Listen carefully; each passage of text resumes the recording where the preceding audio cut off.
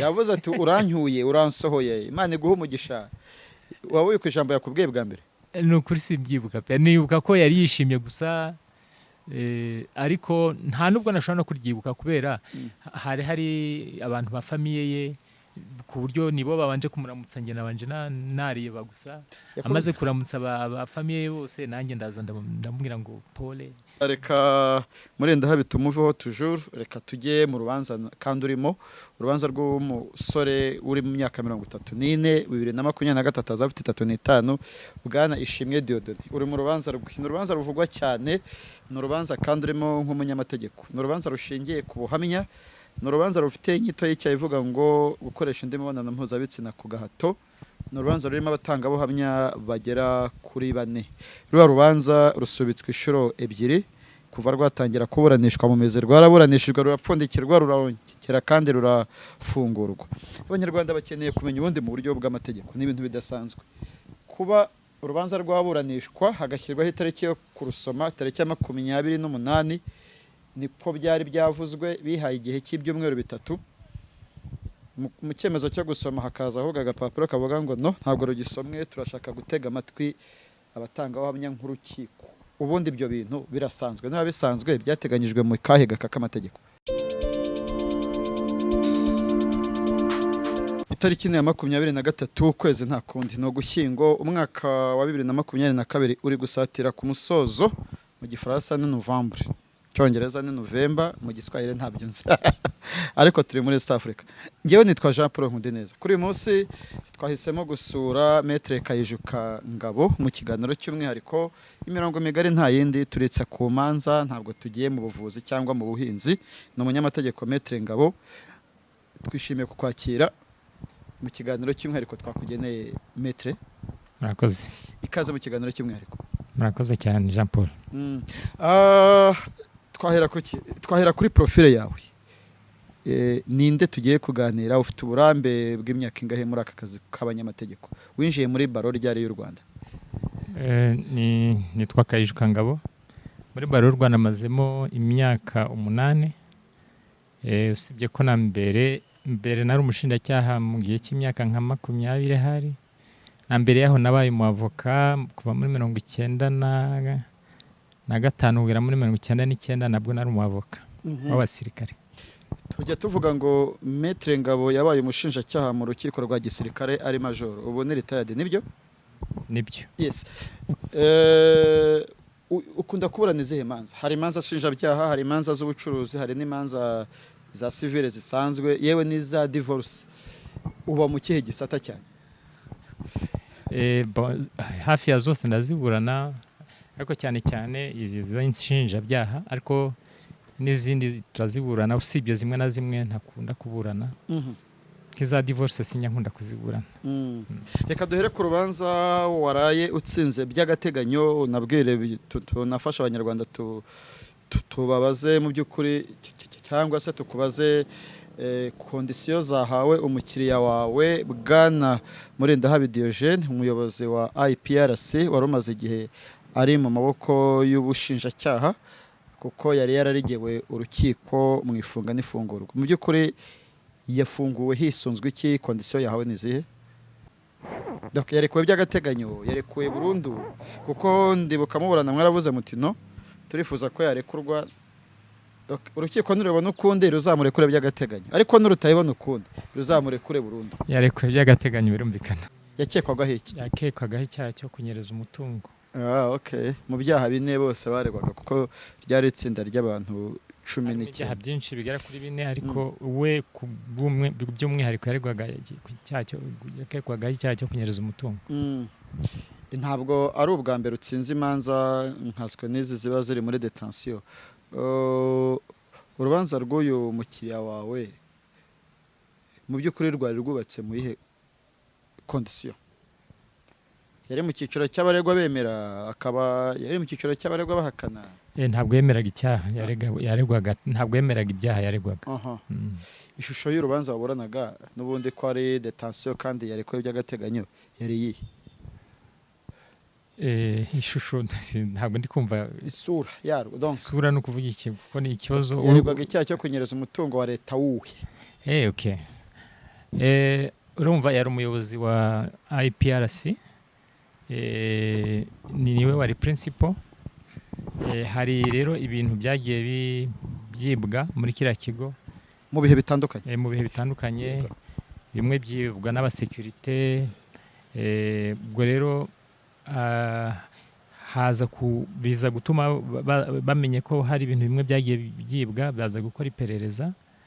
Bagiye gukora iperereza rero urumva bafashe abantu bo mu nzego zose kuva kuri principal na DAF n'abandi bo hasi n'abarimu benshi. N'abo bantu ba security rero hamwe n'abantu bo hanze nk'abacuruzi bari hari hafi ya Kicukiro centre bityo. Na Zeni harimo n'uwitwa Cyabingo ucururiza Zeni.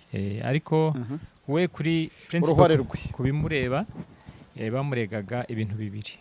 Yaregwaga kuba ngo hari ikintu cya pompe y'amazi, baketse ko ishobora kuba ngo hari ibintu bibiri bamukekagaho. Pompe y'amazi yari iwe mu rugo, mu pompe mbese install iwe, hamwe n'ikindi cyuma basanze, iki cyuma kimeze nk'amaesikariye. N'amaesikariye actually ni icyuma abantu bubaka bakakira icyuma gitambitse gutya, hakaba hano utundi twumba dutambitse ku buryo gikoreshwa nka esikariye mu nzu. Rero bagisanze iwe, ariko ubwo bagiye kureba iyo pompe, nacyo barakibona, baravuga ngo gishobora kuba gisa n'ibyuma ngo byavuye kuri stade Amahoro. Naho iyo pompe bavuga ko ibisa ngo n'ibyavuye muri Eto Muhima. Eto Muhima ngira ngo urabizi ko yasenywe muri 2012. Bakavuga rero yuko ngo hari ibyuma bahavanye, harimo amapompe asa n'iyo ngiyo basanze kwa principal. Urumva rero iperereza gukeka ni ibintu bisanzwe, ariko niba buriya barakoze iperereza hakagombye kugira ibimenyetso bigaragara byatuma umuntu atekereza ko kuko yaba yarabikoze. Mu rukiko rero rwasanze ibyo ubushinjacyaha bwavugaga ko hari impamvu zikomeye zatuma umuntu akeka ko cyaba icyo cyuma cyavuye kuri stade, haba iyo pompe yaba yaravuye mu byuma byavuye kuri Eto Muhima. Ibyo byose rero ubwo urukiko rwasanze nta shingiro bifite. Yewe nagize amahirwe yo kubona imwe muri fagitire yishyuye kimwe muri biriya byuma igura ikigurumbi 800, yakoresheje transfer ya BPR, akoresha telefone ye abigura. Ubushinjacyaha bwaheraga he buvuga ko ari ikijurano kandi yaragaragazaga inyemezabwishyu yagurize mu buryo bwemewe n'amategeko? Ubushinjacyaha bwo bwavugaga ko ibyo byuma ngo bisa ngo n'ibyavuye kuri stade. Hashobora kuba hari ibyuma byavuye kuri stade byajyanywe muri IPRC, bagombaga kujya bakoresha abanyeshuri kugira ngo babyigireho. Ubushinjacyaha rero niba bwaratekereje ko bwarabonye bisa, ubwo bwashingiye kuri ibyo gusa, ariko ngira ngo wenda byari kwa ngombwa babanje bareba koko niba kuko ni icyuma kiremereye cyane ku buryo no kugira ngo kive aho kiva kijya handi, uba ugomba kwibaza n'uburyo cyahageze, wagomye no kumenya n'uwakihazanye ku buryo nawe yabazwa n'iki. Ariko ubwo wenda batekerezaga ko bazabikoranya imiperereza nyuma, simbi cyangwa n'ubushinjacyaha bw'ubu. Namwe hari ubwo mwajyaga muburana amahugu ukiri umushinjacyaha? Oya, ibyo rwose kuvuga ngo ubushinjacyaha bw'ubu. Itegeko rihora ari itegeko. Nuko mu kugenekereza mu mategeko bitabaho, ngo kirasa cyuma kirasa n'icyo kuri stade Amahoro, kirasa n'icyo muri IPRC, kirasa n'icyo muri Eto Muhima. Kandi urabizi ko ibyuma akenshi tuvuge nk'ayo mapompe, ayo mapompe yose yarebye asa yose akozwe kimwe. Nta na logo ya IPRC iriho? Nta logo ya IPRC iriho, ahubwo noneho wenda n'icyaje gutuma n'urukiko rwumva ko kitavuye hariya. Iriya pompe yo muri za IPRC yo muri Eto Muhima, urumva yasenywe muri 2012. Byumvikana ko icyuma cyaba cyarahavuye kigomba ko cyarakozwe muri 2012 cyangwa mbere yaho. Kandi iriya pompe yasanzwe kwa principal yo yari yakozwe muri 2015. Urabona biba byanditseho. Rero sinzi wenda impamvu bakoze iperereza nk'ibyo batabibonye. Ntabwo ari kesha abavoka bajya gusomerwa kuki bagiyeyo? ntabwo nagiyeyo ariko wagiye kureba umukiriya wamaze kuba ntabwo nagiyeyo, ni niyo mpamvu nakubwiye ko ntigeze amaze kurekurwa by'agateganyo se byibura wigeze ujya aho yari ari kuri kasho kugira ngo pushinge urukiko rwohereza dosiye muri RIB kugira ngo abe yarekurwa? byo nagiyeyo. Yaba yasohotse muri kasho ryari? Ibyo numva ntabyibuka ariko byibura yarayatashye nubwo imvura yagwaga systeme yakoraga kubera imvura na systeme n'iki byasaba ngo tubanze kujya kureba aho afungiwe. Twageze mwabonanye? Twabonanye yarayatashye nta kibazo. Yakubwiye ngo icyo gisohoka? Nibyo abantu baba bakeneye rega, nta bintu byinshi ko tutari mu kiganiro politike se. Yavuze ati urancyuye uransohoye Imana iguha umugisha. Waba uri ku ijambo yakubwiye bwa mbere? Ni ukuri simbyibuka pe, nibuka ko yari yishimye gusa ariko nta nubwo nashobora no kuryibuka kubera hari abantu ba famiye ye ku buryo nibo babanje kumuramutsa, njye nabanje nareba gusa. Amaze kuramutsa aba famiye ye bose nanjye ndaza ndamubwira ngo pole. Yakubwiye ko ari ubwa mbere yari afunzwe? Rwose niko yambwiye. No muri stade yari atararamo yo kuhagapfukamunwa cyane ko eto ifite stade. Nibwo bwari ubwa akabe gaseko nka keza. Reka murenda habitumuveho toujours. Reka tujye mu rubanza kandi urimo urubanza rw'umusore uri mu myaka 34 2023 azafite 35 Bwana Ishimwe Dieudonné. Uri mu rubanza urubanza ruvugwa cyane, ni urubanza kandi urimo nk'umunyamategeko. Ni urubanza rushingiye ku buhamya, ni urubanza rufite inyito y'icyaha ivuga ngo gukoresha indi mibonano mpuzabitsina ku gahato. Ni urubanza rurimo abatangabuhamya bagera kuri 4. Ruriya rubanza rusubitswe inshuro 2 kuva rwatangira kuburanishwa mu mizi. Rwaraburanishijwe, rurapfundikirwa, rurongera kandi rurafungurwa. Abanyarwanda bakeneye kumenya ubundi mu buryo bw'amategeko, ni ibintu bidasanzwe kuba urubanza rwaburanishwa hagashyirwaho itariki yo kurusoma, tariki ya 28 niko byari byavuzwe, bihaye igihe cy'ibyumweru 3. Mu cyemezo cyo gusoma hakaza ahubwo agapapuro kavuga ngo no, ntabwo rugisomwe, turashaka gutega amatwi abatangabuhamya nk'urukiko. Ubundi ibyo bintu birasanzwe, niba bisanzwe byateganyijwe mu kahe gaka k'amategeko?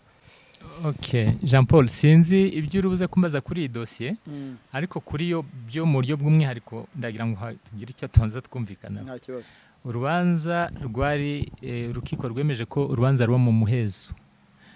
Turabyemera nk'abavoka bari muri urwo rubanza, ntitwigeze tubijuririra. Nta n'imiterere y'urubanza natwe uretse gato ndakubwira. Numura ndakubwira ariko icyo nshaka kukubwira ndagira ngo tugire ibyo twumvikanaho dès le départ. Ni ukuvuga ngo urubanza ruburanishwa bavuze ko ari mu muhezo. Humura sinkwima amakuru ayayo naguha nta kibazo. Ubushinjacyaha bwasabye umuhezo, mwe murawanga, urukiko ruriherera rwemeza umuhezo. Bivuze rero ntabwo ari ubwumvikane bwabaye hagati y'uregwa n'urega ngo umuhezo ube. Ibyo mvuga ni ukuvuga ngo urukiko rumaze kwemeza umuhezo, twebwe nk'abavoka nubwo tutabishakaga mbere ntabwo tugeze tubijuririra. Kuba tutarabijuririye bivuze ngo tugomba kubyubahiriza kugeza igihe. Bivuze rero icyo mvuga ni iki, kubona amakuru ni uburenganzira rwose, natwe kuyatanga ni obligation. Ariko bivuze ngo ikibazo cyose rubumbaze nyuma ntaramenya cyaba gishobora kubangamira umuhezo, ndavuga ngo baravuze ngo abemerewe kuba muri urubanza ni abavoka buregwa n'ubushinjacyaha. Bivuze ko hari ibindi abantu batemerewe kumenya kugeza igihe urubanza ruzacirwa. Abacungagereza ko bagumamo se? Oya, nabo nta ejo bundi bavuyemo, twabakuyemo ariko mbere kubavamo. Twasabye kubavamo. Ntabwo wahindukiraga. Icyo mvuga ntabwo natwe tugiye kujya muri dosiye kuko bishobora kwica umuhezo nyirizina, ariko abantu bibaza mu buryo bw'amategeko. Urambaza numve bishoboka, ndi numva bibangamira umuhezo se ngusubize. Oya, nta kibazo cy'umuhezo nkubaza, nta nubwo nkubaza ibyavugiwe mu rukiko. Ahubwo ndakubaza kuri 28 hari yateganyijwe isomwa riza rivuga ngo hakeneye kumvwa aba bantu bahawe code mu buryo person bakumvwa n'urukiko. Abantu bazumva mu rukiko, bashobora kumva mu rukiko harimo abavoka babo n'uregwa. Nibazaga ngewe maze imyaka 12 ndi mu mategeko mu nkuru z'ubutabera, ntabwo ari kenshi nabonye icyemezo cy'urukiko cyiza gutyo. Cyakora hari ubwo urubanza rusubirwamo, ariko rugasubirwamo mu yindi step, rukajya muri court of appeal, rugasubirwamo haje ingingo nshya. Nta ngingo nshya umucamanza yagaragaje usibye ko yavuze ngo nanjye ndashaka kubiyumvira. Biriya bintu biremewe nta kibazo, wamaze imyaka 20 mu bushinjacyaha, wamaze imyaka 8 mu mategeko. Umucamanza nta mategeko yishe. Ni ukuvuga ngo umucamanza birasanzwe. Okay, ntabwo biba kenshi ariko nta mategeko yishe. Ariko nta jurisprudence no ya réouverture zibaho rwose, babyita réouverture cyangwa se gufungura bushya urukiko bibaho. Bivuze ngo abantu baraburana. Iyo abantu baburana umucamanza akabakurikira, nyuma abaza ibibazo byose, igihe cyagera kwavuga ati ndumva bisa naho ibyo nari nkeneye byose kugira ngo nce urubanza nabibonye, akemeza ko urubanza rupfundikirwa.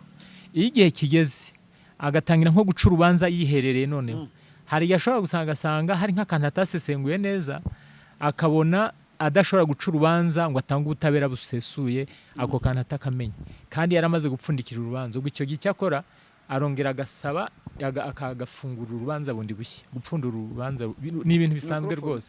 Ubwo icyo gihe rero yarupfunduye, ubwo icyo gihe ashobora kurupfundura kugira ngo abaze, agira kandi kantu yongera abaza abantu wenda bakavugeho bose. Ashobora kurupfundura nko muri biriya byabaye, yumvise kuri we akeneye kwiyumvira we ku giti cya kumva abatangabuhamya. Ntabwo gusa ntawamenya abatangabuhamya abo yashaka kumva ngo ni bangahe, niba ari bose, niba ari bamwe muri bo, njye ntabyo nzi. Niwe wari uzi abo ari azabwira. Ubwo rero biriya byo gupfundikura bushyashya urubanza ni ibintu bisanzwe. Ntabwo mwikanze mukavuga ko rugiye kuba rurerure kandi yenda nubwo tutazi amasezerano mufite y'akazi, ariko ntabwo mwavuze muti urubanza rusubiye urudubi, nta kikango mwagize nk'abametre? Birasanzwe pe. Reka wenda kwina nambikubwire, warumbwiye ngo mbe nta hari nka jurisprudence. Ntabwo biba kenshi ariko biraba n'uwabishaka nabibona. Reka nkubwire n'ikindi gihe hashobora kubaho gupfundura urubanza. Nk'ubu ushobora haba nk'igihe muburana mu gasoza, mwamara gusoza nk'umuavoka umwe akumva wenda hari nk'akantu yibagiwe, akagashyira mu mwanzuro muri systeme. Icyo gihe umucamanza ashobora kukareba akavuga ati aka kantu ni kazima, karatuma mbona ukuri mu bundi buryo.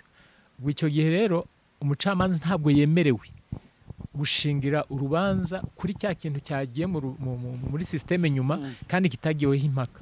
Ubwo icyo gihe akora réouverture. Iyo adakoze réouverture kandi akabiheraho agaca urubanza kandi bitarigeze bigibwaho impaka n'impande zombi, urundi rubanza umuntu ashobora kugira uburenganzira bwo gusaba ko urwo rubanza rwajurirwa, rwasubirishwamo, ibintu nk'ibyo. Umucamanza abararusubitsa rusubiriyemo ruhindura wa mugani wacu kuri 15 rurasubikwa. Ni izihe mpamvu rwatumye rusubikwa rugashyirwa kuri 17? Ubundi rwari kuba kuri 15. Ni iyihe motifu? Yaturutse ku baburanyi, yaturutse ku bushinjacyaha, yaturutse ku batangabuhamya? How? Okay, ndumva nta kibazo biteye ku by'umuhezo wa mugani. Ibyo nakubwibwe n'ibyo narimo ntekereza, ndebe niba ntacyo bangamiye ku mpamvu z'umuhezo. Utagiye kugonga itegeko. Ariko impamvu ndumva yaraturutse ku muburanyi n'abamwunganira twebwe. Nasabye iki? Ni ukuvuga ngo ikibazo cyahabaye mu iburanisha, urubanza amaze kurusubika, nako umucamanza amaze kuvuga yuko yifuza kumva abatangabuhamya. Hari icyo twasabye umucamanza. Twasabye umucamanza ko ku ruhande rw'abunganira uregwa, twasabye umucamanza yuko abatangabuhamya bagomba kuzumvwa mu buryo bisanzuye, nta muntu ubashyizeho pressure. Kwisanzura kuri wowe niki? Kwisanzura ni ukuvuga ngo ucyambere twaravuga tuti nk'umutanga, kuko ibintu byo mucamanza bitera ubwoba. Ngenda bizi ko bitera ubwoba. Ushobora kuzana umuntu utarigeze aburana, wamushyira imbere y'urubanza, wamubwira uti rahira ugiye kumva umutangabuhamya, ariko umutangabuhamya gusa ubwira uti manika akaboko, urahira uti ngewe naka agashyira akaboko hari hejuru n'ababyanga ukabona atangiye gutitira. hari n'ababyanga Rero ubucamanza butera ubwoba pe. Bivuze rero ngo nk'abantu batamenyera ubucamanza kumva bagiye kukubaza noneho niba abagomba kubazwa nabo bafite uburyo biriho nabo bibareba akumva ngo urubanza rwa rwarapfundikiwe wenda bari bafite amatsiko yo kuvuga ngo reka noneho turebe uko bagiye kuzarusoma bajya kumva ngo rurongera rurapfunduwe kandi ubwo noneho rusubiye urudubi tubivuge mu kinyarwanda tugiye kumva Jean Paul tugiye kumva urumva bitera igihunga uko gutera igihunga rero umuntu ushobora kuzajya kubazwa imbere y'urukiko ukaba utavuga neza kuko ufite ubwoba ariko cyane ubwoba bushobora kuba buke cyangwa bukaba bwinshi cyane cyangwa ntibubeho bitewe n'uburyo wabajijwe. Uburyo rero ni ukuvuga ngo bagombaga kubazwa bakabarizwa kuri Skype bari hehe nibyo ndi kubwira nyine twe twasabye urukiko tuti aho bazaba bari hose ariko bizaba ahantu badashobora guterwa ubwoba twaravuga tuti ntabwo bizaba ahantu bumva bahisemo niko twabisabye. Ubwo rero tugiye wa munsi wo kuburana ugeze wo kumva babatangabuhamya ugeze cyambere mwumve yegereze ka mikoro wa munsi wo kumva babatangabuhamya icyambere twe nta nubwo twatuze ngo ni bande kuko urumva urukiko rwavuze ngo ruzumva abatangabuhamya bashobora kuba ari umwe ari babiri ari batatu ari bane ushobora no kuba n'abandi batari mu bari baravuzwe cyane muri rero nta twatuze ngo ni bande ariko tugiye kuburana twe twaravuze tuti mbese abatangabuhamya bari hehe question turagira ngo tutaratangira kuburana mutubwire abatangabuhamya baraba bari hehe. Icyo kibazo cyabazwaga nde twarakibajije gusa ubwo twakibazaga urukiko cyangwa ubushinjacyaha twakibazaga urukiko n'ubushinjacyaha twakibazaga urukiko ko urukiko urumva nirwo rurimo hagati umushinjacyaha ari aho nawe ategereje kumva aho ari. Ubwo rero ubushinjacyaha buvuga ko abatangabuhamya kuki hasubije ubushinjacyaha kandi mwari mubajije urukiko ntumbaze nuko ikomereze ubwo rero wumva niba habajijwe ikibazo urukiko hagasubiza ubushinjacyaha rero buvuga yuko bafite service ya protection des témoins et des victimes ni ukuvuga service ishinzwe kurengera abatangabuhamya bagizweho ingaruka n'ibyabaye. Ubwo rero buvuga yuko hariho abo batangabuhamya bari muri ntuza bari muri service y'ubushinjacyaha biravugwa. Urumva rero bamwifashe ku munwa twebwe urumva twagize ikibazo mwarumiwe turavuga tuti niba twaravuze tuti twa expectingaga ko bari muri service za protection des témoins et des victimes bo departement y'urukiko kuko nayo irahari kuko kuri twebwe urukiko nirwo ruri netre ubushinjacyaha nababuranyi nkatwe tukavuga nababuranyi mu rubanza wenda twe kuvuga ngo nkatwe simbizi nababuranyi niba ubushinjacyaha ababuranyi ubwo ni ukuvuga ngo twaravugaga tuti bagombye kuba batari muri kote y'ubushinjacyaha kuko bakumva yuko wenda byaba bigoye kuvuga ibinyuranye cyangwa se bidashobora kunyura ubushinjacyaha. Ubwo rero icyo gihe twaravuze tuti rero twasabaga urukiko yuko bava aho bari ahubwo bakajya aho bashobora kuba ari muri service ya protection des témoins y'urukiko kuri twe nirwo tubona yuko ruri netre kuko nirwo ruri hagati y'uregwa n'abamwunganira n'ubushinjacyaha. Ubwo urwo rukiko n'uruhe mwavugaga bashobora kuza nko mu rukiko rw'ibanze rwa Musanze cyangwa rwa Nyamagabe cyangwa bajya mu rukiko aho urubanza rubera mwifasi y'urwo rukiko. Kuri ibyo byo nagira ngo tunabivugeho twavuze ko nta muntu n'umwe ukeneye kumenya aho bari ariko ngira ngo ubyumve nabyo twavuze ko nta n'umwe haba twe haba uregwa cyangwa twebwe abamwunganira ndetse n'ubushinjacyaha kugira ngo ubutabera bugendeke neza. Ni byiza ko umunsi wo kuburana uzagera nta n'umuntu n'umwe muri twe twese uze aho abo bantu bari ariko tujure muzongera mubaza aho bari tuzabaza aho bari icyo tuzabaza ni ukugira ngo twumve niba koko bari muri aho y'ubushinjacyaha cyangwa muri leta urukiko rwagera twumve yuko bari ahantu bisanzuye. Kuri 17 rurasubukurwa murongera muzana izo mbogamizi byagenze gute mwamazemo amasaha nk'abiri ibyo nkubwiye nibyo byabaye kuri 15 se kuri 15 yegereze mikoro kuri 15 kuri 15 2015 niho twavuze batubwiye yuko bashaka kuzumva bariya okay. Ubwo rero icyo gihe twe nibwo twavuze tuti twifuza yuko bazaba bari ahantu bisanzuye, ni ukuvuga ahantu badashobora kuba bafite influence y'ubushinjacyaha cyangwa y'ubugenzacyaha, kuko urumva ubushinjacyaha cyangwa ubugenzacyaha bose tubafata kimwe, mu rundi ruhande hakaba hariho uregwa. Nibyo twavuga. Nabaye mu rubanza bwa Bwana Kanyankore Alex wahoze ayobora BRD, hari harimo umutangabuhamya witwa Gahima Abdu, yari yarahawe code, ariko ndibuka ko agiye gutanga ubuhamya basohoye abantu bari mu cyumba cy'urukiko bakamujyana ahantu akazajya humvwa ijwi n'ijwi bararihindura. Ntekereza ko nawe yarimo nk'umutangabuhamya. Ariko ikindi, u Rwanda nk'igihugu twagize jenoside yakorewe abatutsi, ni igihugu cyagize abatangabuhamya benshi bitewe n'abaregwaga, cyane iyarusha muri Tanzania muri TPR. Ntekereza ko abatangabuhamya bose bajyaga mu rukiko ahubwo bagacungirwa umutekano. Ariko n'uyu munsi Kabuga Felicien ari mu rukiko kandi afite abatangabuhamya benshi bamushinja n'abamushinjura. Nyuma rero yo gusubika kabiri, hanze twaranditse koko turavuga, ikaramu tuyiha ikayi, turashishimura turandika tuti ibi bintu bitangiye kubamo imikino. Kuki abantu bahuza urubanza rwa Preskide n'ibintu twakwita gatereranzamba ko habuze umwanzuro uri clair fatika? Njye siko mbibona, nta kibazo mbibonamo kugeza ubu. Uko byagenda kose rwose nta kibazo mbibonamo. Ni ukuvuga ngo nibyo twavuze byari ibibazo by'amategeko, nta nubwo ari ukuvuga ngo hari impungenge twari dufite kugeza ubu. Twaravuga gusa kugira ngo duteganye hatazagira ikibi kibaho, ni ngombwa ko abatangabuhamya bazaba ari abantu bazavuga ibyo bavuga bumva bakwiriye kubivuga, nta pressure bumva bafite mu mutima cyangwa mu mutwe wabo. Rero akaba ariyo mpamvu twavuze ko muri prevision y'amategeko ni ngombwa ko bari ahantu batari mu bushinjacyaha. Umuntu ashobora kumva ari mu bushinjacyaha agatekereza ati nimvuga ibi ngibi wenda birangira ingaruka. Ariyo mpamvu twavuze tuti twifuza ko bari muri service ya protection de témoin y'urukiko ya judiciary atari ubushinjacyaha, nta kindi. Ariko imigendekere y'urubanza kugeza ubu njye n'ukuri nta kibazo. Turi muri tekinike y'amategeko, ntabwo tugiye gusasa inzobe. Ntabwo mufite ubwoba ko urukiko rushobora kuzabaca amande mu kantu kajya kavuga ngo muri gutinza urubanza nkana rusubitswe kabiri ku mpamvu zanyu? Ntabwo mufite ubwoba ko bashobora kuza bakubita umunyafu 500 wo gutinza urubanza? Ntabwo barwo. Ibyo twakoze twabikoze n'itegeko.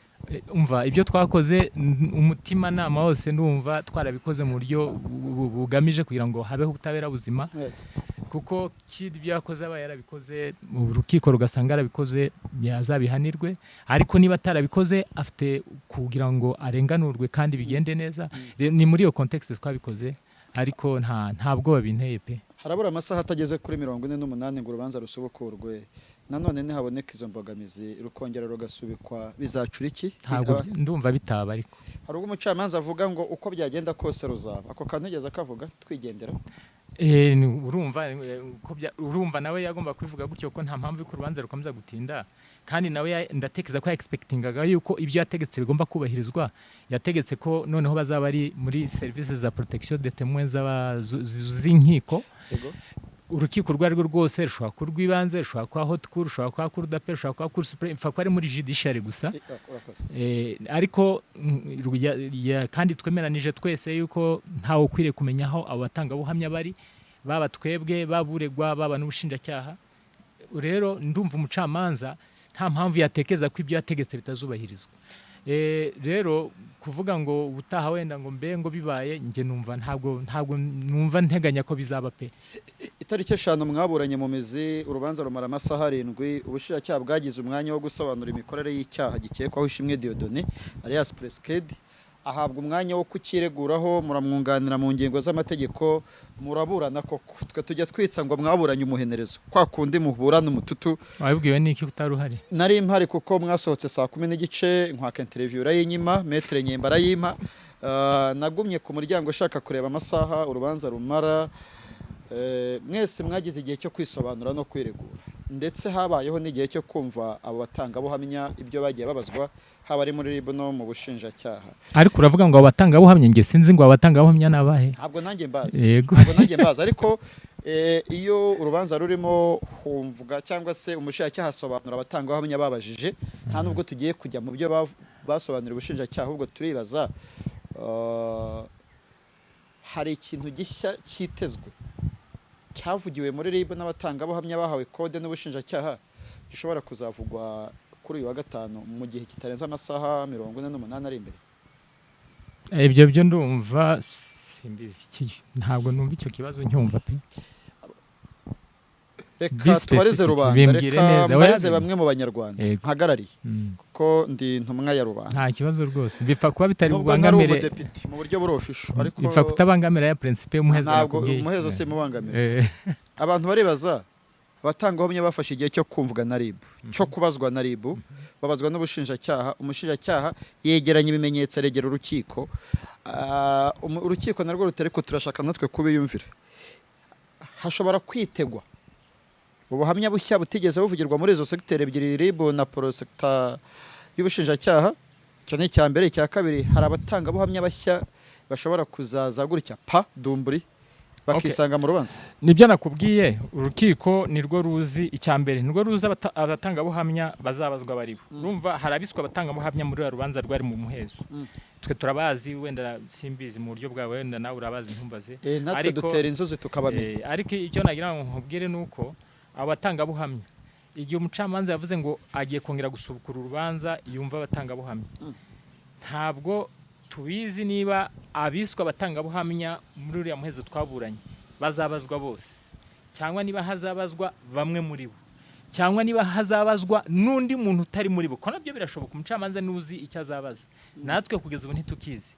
Gusa ubu natwe turica tugateganya tukavuga tuti muri kuriya umucamanza ushatse kubisubiramo, ahari icyo yazabaza niki, ahari cyatumye ashaka kongera kubaza niki. Natwe hari ukuntu twiteguye, ariko ibyo byo ntabwo nakubwira ngo abazabazwa naba ngo hazabazwa abari basanzwe cyangwa abandi bo hanze, ariko byose birashoboka. Bashobora kubaza bamwe muri bariya babajijwe, hashobora kubazwa bose, hashobora kubazwa nta kibuza urukiko no kubaza n'undi mutangabuhamya utari muri bariya bari bateganijwe cyangwa babajijwe. Ukuri nk'umuntu wo mu nkiko mu manza z'ubutabera, umuntu uzagarika ubushinjacyaha ndabimenya, n'umuntu ubushinjacyaha buzagarika agakatirwa ndabimenya, ashingiye no kurwa Murindahabi Diogene. Ntabwo numva gukunta akuma k'amadolari 100 afite fagitire kafungisha umuntu w'umuyobozi umaze imyaka 11 ayobora nk'ikigo nka RPRC. Ntabwo tugiye mu muhezo, ariko ukurikije imiterere y'urubanza, murabona uru rubanza igihe ruzaba rubaye itegeko, muzatsinda ubushinjacyaha cyangwa ubushinjacyaha buzabagarika? Amanota mwakwiye percentage uyu munsi kuri icyo ngicyo tegereza urubanza, kuko ibyo byo biri na kuri. Tuvuge ko reka mbaze nkubwire, ibyo byo biri na kuri. Uvuze ngo igihe urubanza ruzabera itegeko, icya mbere uru ruzasomwe ejo bundi, ntabwo ruzaburanishwa, nyuma rugasomwa, ntabwo ruzaba rubaye itegeko. Ubwo ni ukuvuga ngo uzatsinda, hari high court, hari na court of appeal, uzatsindwa azajurira. Rero igihe ruzabera itegeko sinzi uko ruzaba ruteye, ariko nubwo wambaza n'uzasohoka ejo bundi, rwose nta kintu abikubwiraho. Nakubanye mu manza nyinshi, ariko rwo umuntu avuga ngo waburanye nyinshi. Tuvuge ngo kwa Preskid twakwitsa tukavuga ngo waburanye nyinshi, uru ruraguhagama cyangwa ni nk'izindi manza zose? Ni nk'izindi manza zose. Nk'izindi manza zose. Nta kidasanzwe kirimo. Nta kintu kiragutunga. Ni ukuri nta kidasanzwe kirimo. Umukiriya wawe iyo muganira mu muhezo aba afite morale iri ku kihe gipimo ugereranyije n'abandi ujya uburanira? Narayifite. Arumva isaha n'isaha ubu azaburya ari mu buzima busanzwe. Gusa mu bintu by'imanza byo rwose unabimenye, ubwo nongeye kukubwira nk'umuntu uhora mu waburanye igihe kirekire, imanza ushobora no gutekereza, ushobora kujya mu rubanza wumva rwose uri butsinde ugatsindwa, bibaho. Ushobora no kujya mu rubanza uzi ngo uratsindwa ugatsinda, nabyo mukumva amahirwe yo gutsinda n'ayo gutsindwa byose bingana, nabyo bibaho.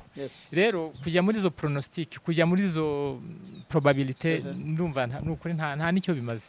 Abavoka mujya muhura n'ibibazo bitandukanye birimo imiryango yabo muba muburanira, kuko ari nabo babaha akazi. Uri ufunze nta hantu uhurira nawe tujye kujya kumubwira ko umufasha mu mategeko. Nta gitutu icyo ari cyo cyose wari wahura nacyo kijyanye no kunganira Ishimwe Dieudonné, biciye mu miryango, biciye mu baguhaye amasezerano, kumwe bavuga ngo uburane gutya, turashaka ko uburana gutya, position yacu ni ntabwo hano byari byakubaho nubwo bibaho. Nje ntabwo byambaho.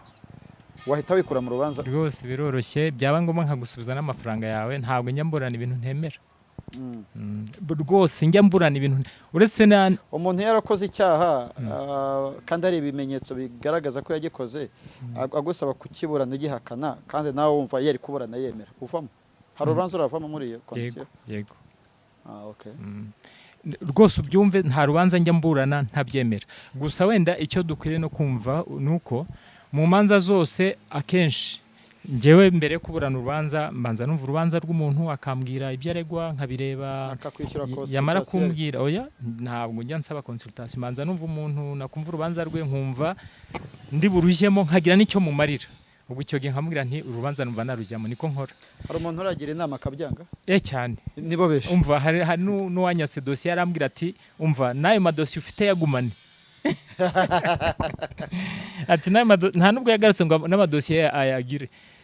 Sinzi za original zinari nsigaranye, niba yaragiye gushaka izindi ntumbaze.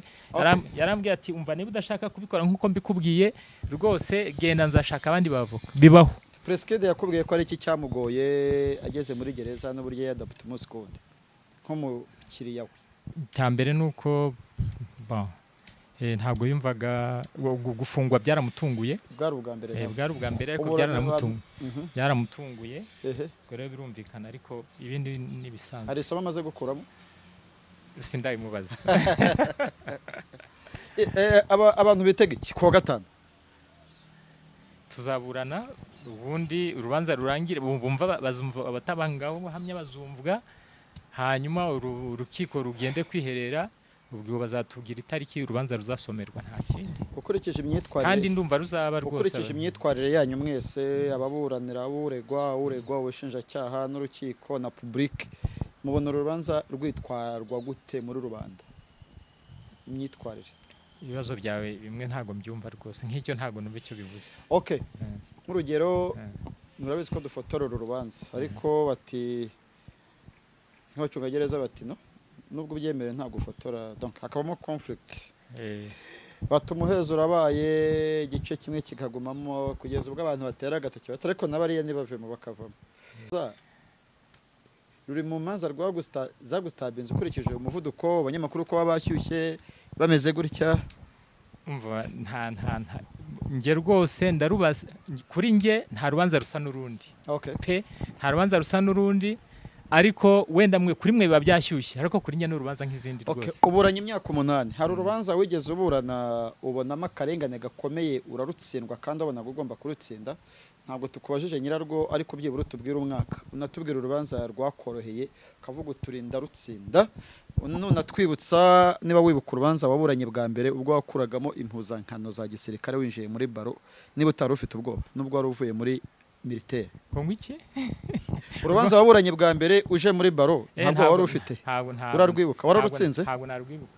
En fait ntabwo narwibuka, no gutekereza imanza nsinda ntabwo nazibuka, kuko banza nukuri ntabwo ari imanza nsindwa ni nkepe. Reka dusuze Kabera Godfrey Deje wa Minicofine waburaniye nyuma y'amezi 20 arenga kongera agasubizwa mu kazi.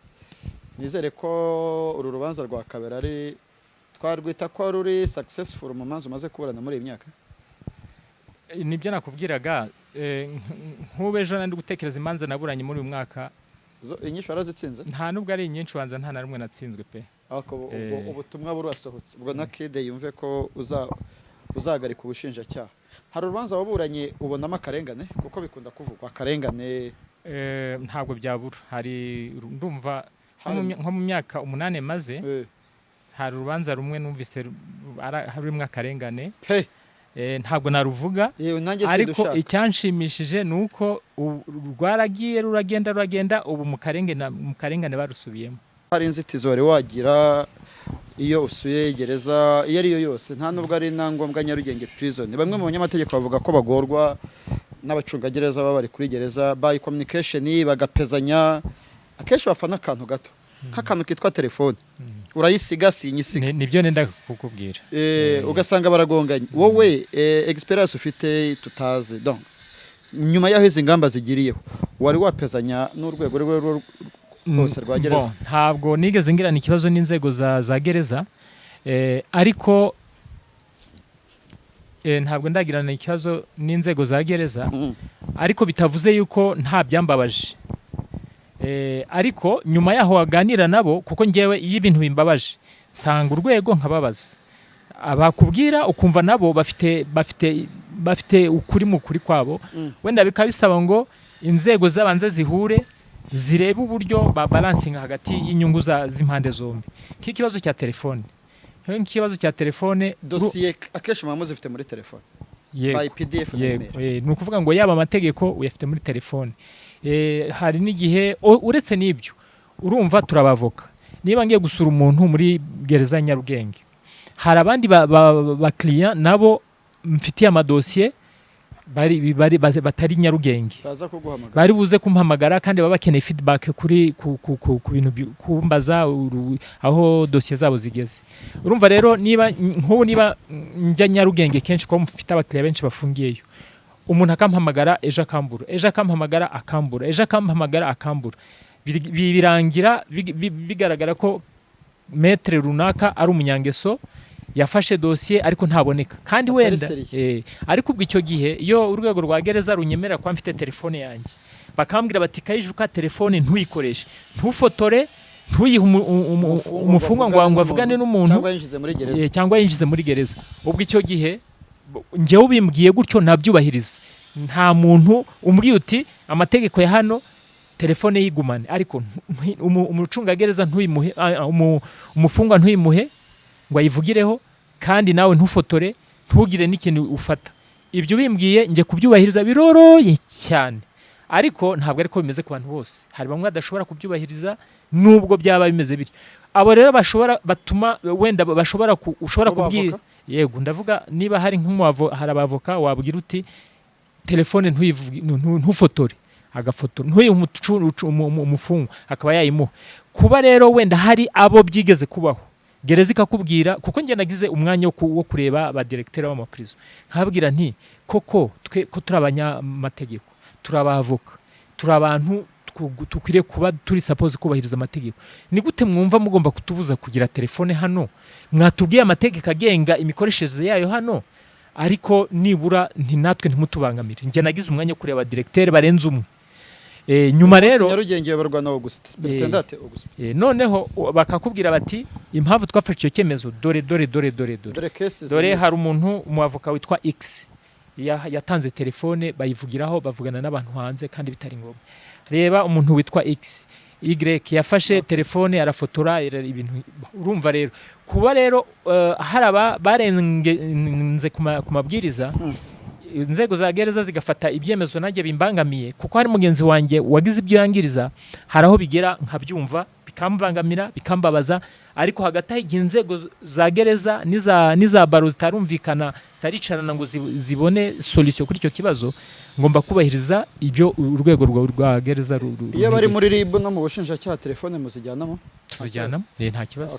Ntekereza ko ari akabazo gato yakazajya, ariko gato telefone zifatirwa muri gereza akeshi ntabwo zinjizwa n'abavoka cyangwa basuye imiryango. Akeshi hagati y'abafungwa n'abacungagereza bato bagera kuri bafite iyo access yo kujya muri gereza imbere n'abariya barinda gereza. RCS nemera ko General Mparuzamonde yagize amavugurura atandukanye menshi, yaba ari discipline n'imiyoborere n'uburyo structure yubatse RCS. Ubona ko ari ibintu kabisa uyu musirikare wahoze muri polisi y'igihugu hari ibintu byinshi yahinduye muri RCS, kandi twizere ko uko bizagenda bivugwa bizanahinduka ku mikoranire ya hafi yanyu ndetse n'urwego rw'amagereza. Yes, twagarutse kuri KID. Abantu bitege iki kwa gatanu? Abantu bitege ko abazumva urukiko ruzumva batangabuhamya, tuzamenya abatangabuhamya abari bo, tuzamenya ibibazo babajijwe abari bo, ndavuga twebwe bazaba barimo. Ubwo rero nyuma yaho bazatubwira umunsi bazasoma urubanza, hanyuma dutegereze. Metre Kayijuka uri mu kigero cy'imyaka ingahe? Imyaka 58. Muri 58, 28 yimaze mu mategeko. Kuva muri 94 nta kintu nakoze usibye amategeko. No mu gisirikare nakoraga iby'amategeko. Usibye igihe gito, amategeko nayatangiye nko muri 99.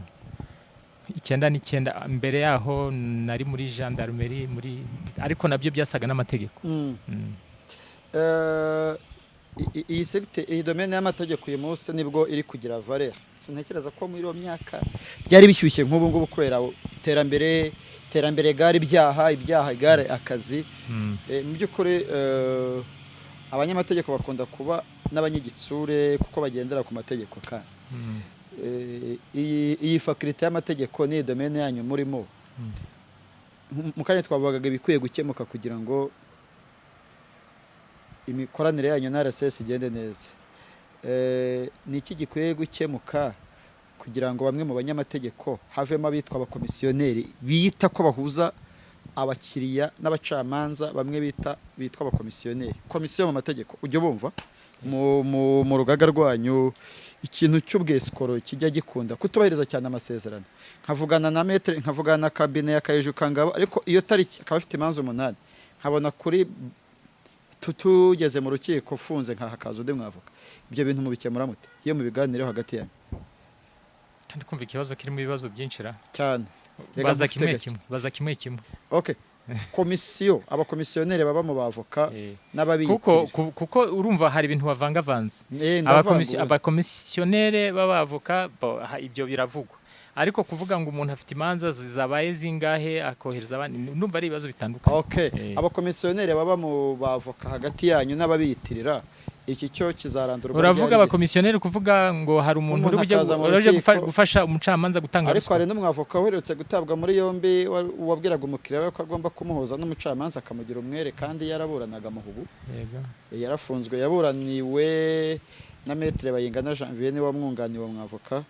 Hari ikibazo cy'abakomisiyoneri no kuburana imanza z'amahugu babizi neza ko izamanza. Donc umwavoka akaba umuhuza hagati n'umukiriya, cyangwa se ukambwira utono warekoma miliyoni 2 ariko urampa 5 kugira ngo 3 zirye umucamanza. Okay, ibyo simbizi, ntabwo ndi kumva ikibazo. Nzi ko hari abantu bitwa ngo n'abakomisiyoneri ngo bahuza ngo abacamanza barya ruswa. Okay, icyambere ntabwo nabimenya pe. Numva bivugwa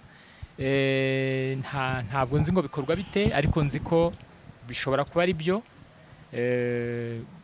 ariko sinzi rero ikibazo ukuntu wenda ntabwo mwebwe wanyu mugira komite ya discipline. Mu myaka yashize yayoborwaga na Maître uyu musaza uburana imanza kenshi z'abajenosideri utari buhuru. Uyu musaza nde Gatera Gashabana yakurira iriya komisiyo. N'ubu hatowe indi, niyo yatowe habaho ceremony ikomeye cyane. Iyo byose ntabwo iriya komisiyo yajyaho hatarimo ibibazo byane tuno n'utundi. Ntabwo byabura, hari abantu ntabwo habura abacu ruhande amajyage, ntabwo byo byabura. Gusa nibwira yuko iriya komisiyo nabo ikishinzwe no kureba ababikora, kandi ntekeza ko abaye hari ababikora bagomba gushyikirizwa inkiko. Yes. Hari kandi ngira ngo hari abajyashyikirizwa inkiko, wenda bashobora kuba atari benshi nkuko bivugwa, kuko wumvise uburyo bivugwa n'abashyikirizwa inkiko usanga bitangana. Biravugwa cyane ko abavoka barya ruswa cyangwa bafatanya n'abacamanza kurya ruswa. Kurega inyandiko mpimbano. Ariko ngira ngo ikibazo nuko n'uwabikora nawe kubera ingaruka zabyo babikora mu rwihisho rukomeye cyane ku buryo kugira ngo uzabafate byaba bigoye. Hari ibyaha bavuga ngo chiffre noir biri hejuru. Chiffre noir ni itandukaniro ry'abantu bakora ibyaha n'ibyaha, abakoze ibyaha byose bose n'abakoze ibyaha bagashyikirizwa ubucamanza. Difference niyo bita chiffre noir. Rero corruption, ruswa ni kimwe mu byaha bifite chiffre noir iri hejuru, kuko nta muntu washaka ko akora icyo cyangwa bazamufate. Agomba gufata precaution zose, agomba gufata ingamba zose kugira ngo abikore be kuzabimenya. Uyu mwuga wanyu uraryoshye ku buryo mu bana ufite wumva hari uzasoza anyarukiye muri IRDP nawe kaminuza? Bon, kuvuga ngo uraryoshye ntabwo ari ikintu buri muntu yasubiza, buri muntu ku giti cye. Kumbaza ngo mbe kuri njyewe urandyoheye, ngira wenda ngo niho naho kumbaza ngo mbe uraryoshye muri rusange. Wowe urakuryoheye? Bon, ufite umwuga wacu ni madoado. Ni ukuvuga ngo twawita nk'ubwarimu se? Yareka manze nkubwire wowe nyine ubwe. Ni ukuvuga ngo harimo ibyiza bishimishije n'ibindi bibabaje. Ibishimishije ni ibihe? Ibishimishije nuko nk'ubu niba ushoboye kuburanira nk'umuntu ukabona ashoboye abaye umwere, ashoboye kuba umwere kandi ubona koko abaye umwere kubera babigizemo uruhare, bitanga wumva bitanze satisfaction, wumva bitanze satisfaction mu Kinyarwanda, wumva bishimishije, ishema ryawe. Ariko hari ibindi bigoye. Uyu mwuga kugira ngo ukore neza, ariko ni nk'indi mirimo yose bisaba, biravunanye, kuko na kondisiyo abantu bakoreramo usanga zigoranye. Icyambere ngiye kuguha nk'urugero, umuntu asaba credit muri banki, ntakugisha inama, akazishyura ntabyo uzi, igihe cyazagera akananirwa kwishyura, kirana cya mbere, kirana cya kabiri, kirana cya gatatu, iki kikazagera bakamushyira muri kategori ya gatanu cyangwa ya kangahe simbizi kwa kundi muri banki. Igihe cyazagera bakatangaza ko ibintu bye bagiye kubigurisha, cyamunara ikabiri hafi. Icyo gihe cyose igihe yaratangiye kujyana ajya muri kategori ya kangahe ni ya kangahe ni ya kangahe ntigeze akubwira. Bamara kuvuga ngo ejo ni cyamunara, kabona umuntu aje yiruka ati cyamunara bagiye kuntereza inzu, ngwino ndwanaho uhagarike cyamunara, cyangwa se baraye bayikoze genda umfashe kuyisesa. Rero umwuga w'abavoka usanga kenshi hari ibi bikorwa ukabona abantu basa naho bahora ari nka kizimyamoto. Ngo abavoka mushakwa byageze iwa Ndabaga. Rero kugira ngo ubikore neza biba bisaba ngo urumva kugira ngo niba ugomba kuburana urubanza neza ugomba kuruha umwanya, kandi uruha umwanya deja hageze aho kuburana. Hari nk'umuntu aje kukubwira urubanza rusigaye nk'imisi nk'ine cyangwa 5, kandi ubwo wenda wari ufite n'izindi, ubwo bigasaba rero ngo kugira ngo ubikore neza biravunnye. Yego. Bon, niyo mpamvu navuze ngo ujya kumva ati urubanza mu rwitondero rurimo PG, ubundi bwo bavuga umushinjacyaha mukuru. Urubanza mu rwitondero rurimo Chief Justice, mu rwitondero rurimo Businge. Reka nivugira Ambassador Businge kuko ntakiri Ministre wa Justice. Bikarangira umuntu yenda buze ubutabera kuko habayemo communication. Hari umuntu waruvuzeho, ariko ntabwirizwa yatanze, bigashyira igitutu ku mucamanza rimwe na rimwe umuburanyi akabura ubutabera. Ibyo bintu biravugwa, ariko ofete reka mprofite namwe nambabwire n'abanyamakuru. Ndaryikoreye rwose abanyamakuru, ubwo ndakubonye nanjye nkubwire.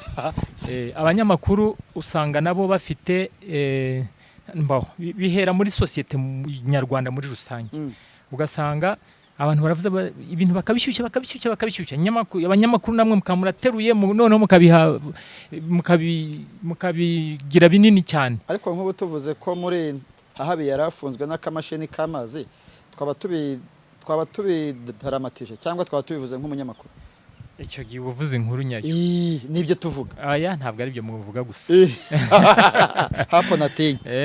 Nta kibazo cyane icyo nk'ubu kuko bifite facts. Bifite facts twabiburanyeho, biragaragara ko ari byo ubivuze nta kibazo. Rwose iyo message nawe uzayihe n'abandi banyamakuru. Abanyamakuru nabo baje bareka gushyushya ibintu by'imanza. Hari zo bashyuhije? Nawe urabizi, nawe uri muri societe nyarwanda, sibyo? Nawe uri muri societe nyarwanda, mujye muvuga, ugiye mutanga ubutabera, nako muvuga inkuru ku butabera, mujye mufasha mu informe public, kandi mutange information zirizo. Naho ubundi mu bantu batemera kamera nawe urimo, nubwo twayigushyizeho uyu munsi, ariko ntabwo ari kesho ugaragara kuri kamera. Abanyarwanda by'umwihariko ntabwo bakunda ibintu birimo umunyamakuru uko byayimeze kose, kiretse ari ubuvugizi. Mbese byamwibaza kubera iki abantu babatinya? Kubera iki? Yambwira we niwe ugitekereza. Yego ndabyibaza cyane. Wasanze ari iki? Ntabwo mbizi. Gutaha umurenge sako ni inkuru. Reka nkubwire ikibazo kimwe mu ntuza.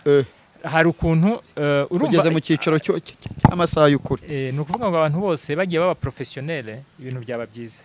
Ni ukuvuga ngo waza ukambaza ibyo urubanza naburanye, karukubwira nk'uko nabibonye, nawe ukaruvuga nk'uko narikubwiye. Ariko nshobora kuguha ikintu nkaguha paragraphe 2, naguha paragraphe 2 ugakuramo ibindi ukandika paragraphe 4, kandi zose ukazinyitirira. Urumva? Hapo natinye. Noneho rero byose babinyitirira ku buryo umuntu yasoma ntamenye ibyavuye kuri njye ntamenye n'ibyo wowe komantere zawe okay. ibyo muba mukwiriye kubikora ni Kayishwa wabivuze bigaragara ko ari Kayishwa wabivuze niwongeraho komantere yawe bigaragara ko ari komantere yawe bwite ku buryo umuntu atazitiranya ibyanjye naguhaye na komantere wishyiriyeho. Najyaga nkibaza ntarakubona reka nibaze koko itangazamakuru ni quatrième pouvoir cyangwa ni icyokere. Oya ni quatrième pouvoir cyane rwose. Ubu fisi arakaze n'urwego rwa kane rukomeye. Urwego urumva se abantu batinya nkuko batinya ribu urumva se mworoshye. Okay, no tuzajye mu muhezo wa kide abanyamakuru bazagumemo kuko ari quatrième pouvoir kandi twemeye kubika amabanga y'ibyavugirwamo kwari ukwivugira. Yes, dusatira ku musozo w'iki kiganiro tugiranye cy'umwariko urugaga rw'abavoka wifuza mu myaka 10 iri imbere cyane ko na manda ya Nkunda barashikira imbisi yenda hazaza n'abandi wifuza urugaga rumeze gute wifuza urugaga rufite imyubakire imeze gute nageze amahirwe yo kurujyaho mbona harimo n'abanyarwanda batazi ko mugira n'abanyamahanga benshi cyane from Ghana, Gabon, Cote d'Ivoire, Cameroon wifuza urugaga rwubatse gute urugaga rwanyu uyu munsi mu Rwanda mu karere k'ibiyaga bigari East Africa irimo na Congo uyu munsi muri nko kuruhe mwanya mu bavoka banini babyibushye sinamenya kuvuga ngo turi ku ruhe rwego nk'igihugu ariko turacyafite gutera imbere hari byinshi bigikenewe pe. Okay, ibyo nifuza ku giti cyanjye ubwo ndabivuga nkanjye Kayijuka Ngabo ntabwo ari ko nturi umuvugizi wawe rwose ndabivuga nkanjye. Icyambere nifuza ko twagira urugaga rufite discipline kandi rufite na training amahugurwa ahagije. Icyo nshaka kuvuga ni iki hari igihe usanga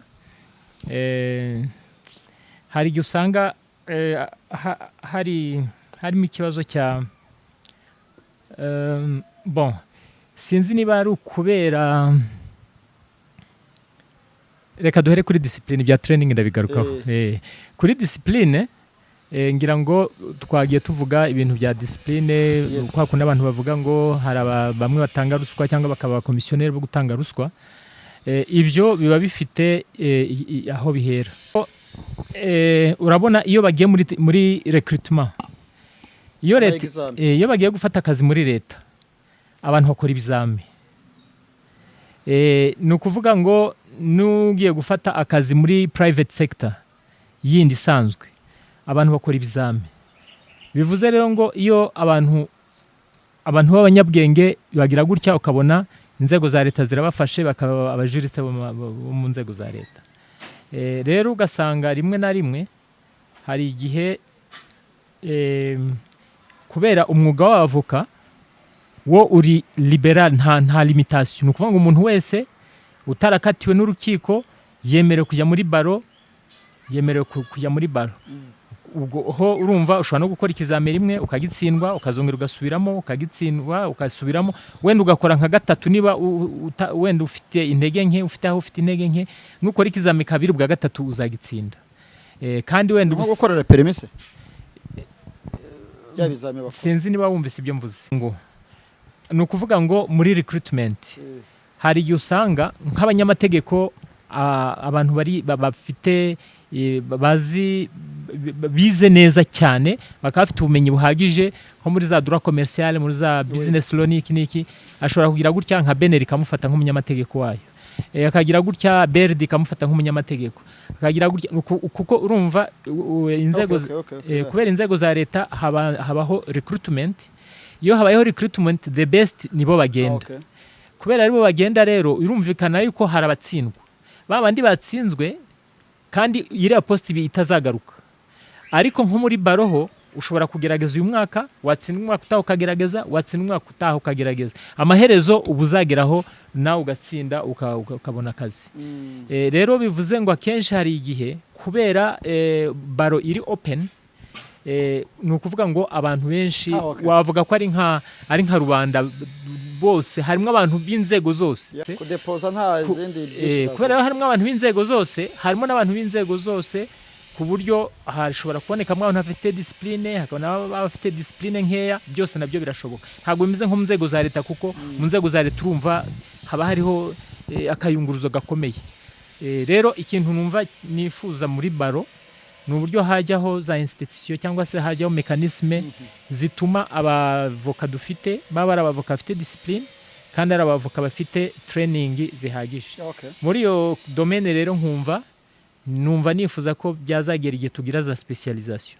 Nk'ubu akenshi turaburana basanga abantu barafata imanza zose.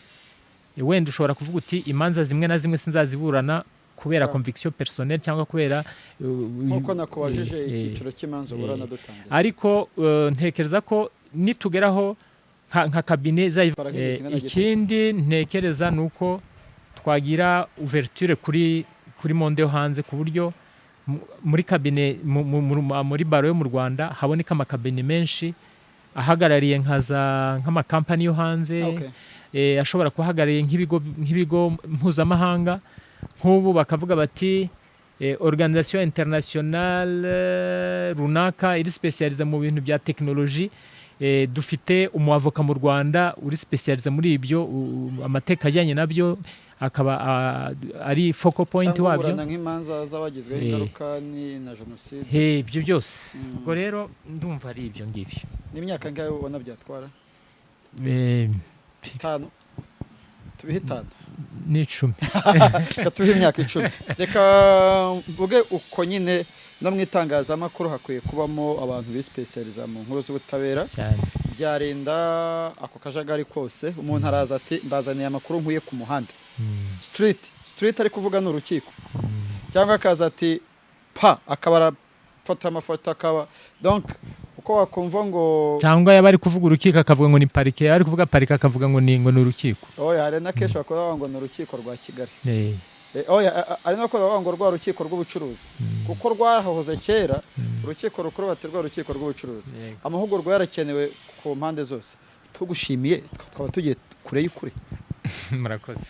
Bwana Maître Kayijuka Ngabo wakoze kuganira na Jaras Official TV mu izina rya Jean Paul Nkundineza. Wakoze cyane. Murakoze Jean Paul. Twishimiye ko n'ikindi gihe tugukenera tuzakubona niba ngombwa. Nta kibazo. Yes, uyu mwabonaga kuri kamera zacu za Jaras Official ni Maître Kayijuka Ngabo, ni umunyamategeko umaze imyaka 8 ari mu rugaga rw'abavoka, ariko kandi yabaye imyaka irenga 20 ari mu bushinjacyaha bwa gisirikare n'ubundi tujuru yari mu mategeko, n'umugabo w'imyaka 58. Ngewe nitwa Jean Paul Nkundineza. Ibiganiro byacu nakagaruka, gahunda zacu zo zirakomeza. Twishimira ko mubana natwe, tuzi ko mutatureba, ntabwo twaza ngo dushaka abagabo nk'aba, twaba turi guta inyuma ya Huye, ariko ntabwo twataye ubusa. Twaje turi muri domaine yacu, ni domaine tujuru y'amategeko, itangazamakuru rishingiye ku mategeko. Ngewe nitwa Jean Paul Nkundineza, kuri kamera no ku buhanga bw'ibyuma kandi yari Fils afatanyije na Jaras. Imana ibarinde mwese. Ibiganiro byacu nakagaruka.